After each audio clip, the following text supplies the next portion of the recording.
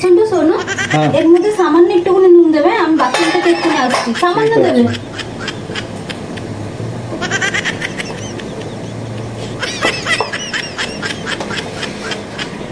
দিয়েছ? হ্যাঁ দিয়েছি।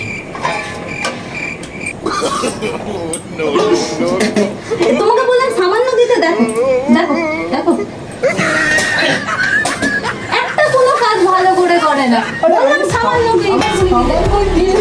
তাহলে বলতে কি চাইছো আমি পুরো টাকাটা নিয়ে ঢেলে দিয়েছি? আরে না, আমি সামান্য, তুমি তো বললে আমি সামান্য। হ্যাঁ আমি ওই করি, সারাদিন ধরে তোমার জন্য রান্না করি, আর তুমি একটুখানি সামান্য বলে পুরো নুনটাকে নিয়ে ঢেলে দিয়েছো। আরে আমি সামান্যই নুন দিই। আমি আর রান্না করতে পারবো না, বাইরে থেকে অর্ডার করবে, যাও।